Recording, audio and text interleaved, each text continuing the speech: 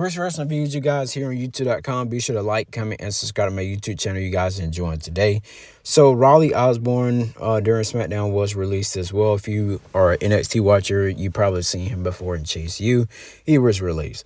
Now I feel like WWE made a wrong call with releasing Jakara Jackson because she was with the Metaphor group, and we're seeing this past Tuesday that they were pretty much splitting up as like a team, but. Then again, I don't think WWE should have released her at all. Next, you guys, is Gallus, the three guys you've seen on NXT before.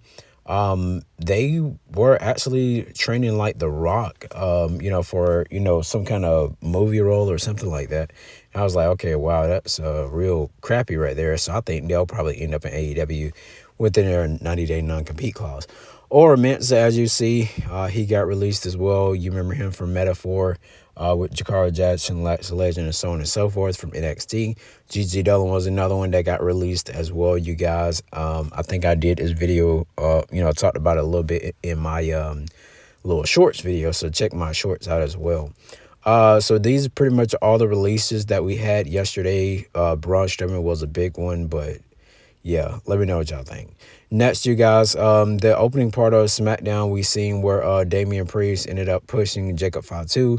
They ended up trying to brawl. Security guards came in to rush in. LA Knight just looking like, oh, wow, a bunch of pansies or whatever. So he just continued to walk, go to the ring. And once he goes to the ring, he ends up having LA Knight to, LA Knight was in the ring talking, and then Damian Priest came out and they said, well, the crowd in Utah don't want to wait till later on. And so they ended up doing the match at the opening of the show. But this match will end up in a disqualification, as I already, as I predicted it while I was watching the show live. Jacob Fatu ended up coming out during the match, but of course we got Solo that came out first to attack Damian Priest. Jacob Fatu laid out everybody and held up the championship. And of course you can see WWE is definitely teasing Solo Sikoa to turn on Jacob Fatu. Probably, I would say around Money in the Bank or SummerSlam, whether it's night 1 or night 2 at there. But anyways, we did have Pretty Deadly versus Axiom in a tag team match, and it was a pretty cool match. A lot of people say, it was kind of like watching watching an NXT match or whatever. It was okay, I would say the least, but we did have a spot during the match where Nathan Frazier pretty much came in and like they almost messed up a count or something like that, but that was boring. We did get Aleister Black, I still call him Malachi Black, make his in-ring return debut on SmackDown. And of course, he fought the Miz. Miz had upper hand on him majority of the match until like the last couple of minutes. Aleister Black came back. Miz started to kick him in the chest, and after he kick him in the chest, Aleister Black just laughed, and he just pretty much set him up and hit him with the black mass and to actually pin him. So the next curious thing I had a real feeling about that WWE, I'm glad they actually did this right now rather than waiting for like next week or whatever, where we got the stare down between Aleister Black and Carmelo Hayes. And so it looks like more likely we'll probably get this next week on SmackDown. But then again, we'll all see how WWE decides to play this. I feel like they'll have some good matches, kind of like how they did with Carmelo and Andrade. Zelina Vega ended up fighting Piper Niven, one-on-one, a non-title match. Match was cool and everything, I would have to say the least. Nothing major. You can see Chelsea Green, she was definitely getting upset that that one of her Secret Service members didn't win. And then we end up getting Meechin and B-Fab backstage, pretty much talking about they want some tag team gold, and looks like they're really going to decide to do something there. We end up getting Jacob Fatu and Solo Sikoa coming in there, and they ended up making a fatal four-way match. And then we ended up getting where Nick Aldis telling Solo that, that he is, turning on Jacob, and then, we get the face. Anyways, one last time, John Cena versus Randy Orton next Saturday, you guys. 1 week from today of me recording this video, we'll have Randy Orton versus John Cena one more time for the WWE Undisputed Championship. Randy Orton did come out with a lot of heat and pretty much said that, John Cena is another legend, that he's, he has the punt kick into the, punt kick the mess out of him.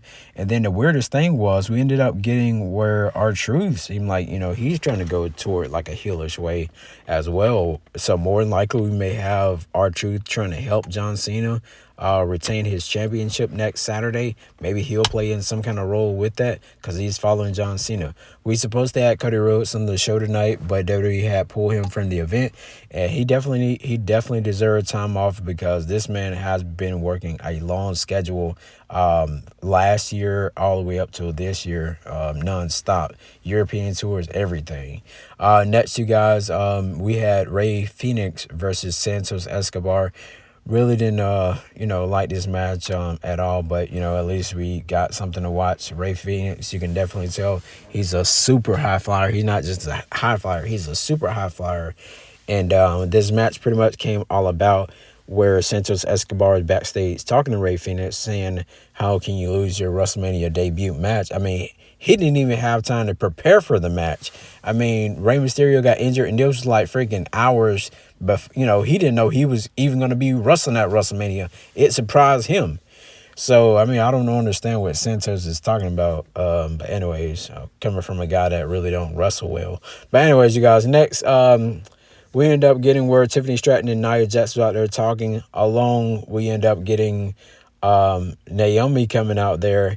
And she was like, looky, looky, looky. And then she pretty much, want her hands onto that championship that Tiffany Stratton is holding as well. And then she was like, not only I'll put you on top of, put you through a car, I'll put you underneath one. I was like, oh my God. So of course, Adam Pearce ended up coming out there after Jake Cargill came out there when they brawled and everything. And we ended up getting a tag team match later on in the night where it was Jade Cargill and Tiffany Stratton versus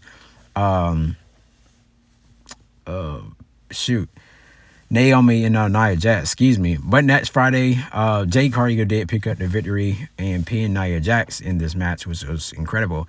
We're gonna have Jade Cargill versus Nia Jax in a match. I feel like this thing is gonna end up in a disqualification where we're gonna have another fatal four-way added to the card with all four women. Jade does look pretty good with that women's championship.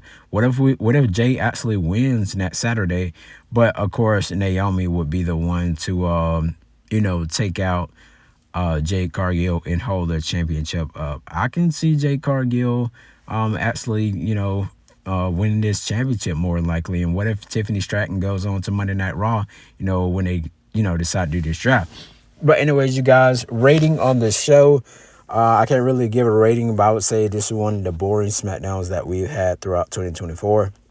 And, of course, this year in 2025. Like, comment, subscribe to Chris Wrestling Reviews here on YouTube.com. Let me know about the releases. Let me know your thoughts and your opinions on those as well. Till next time, you guys, I'll see you guys in my next video. Peace out, salute, and have a nice day.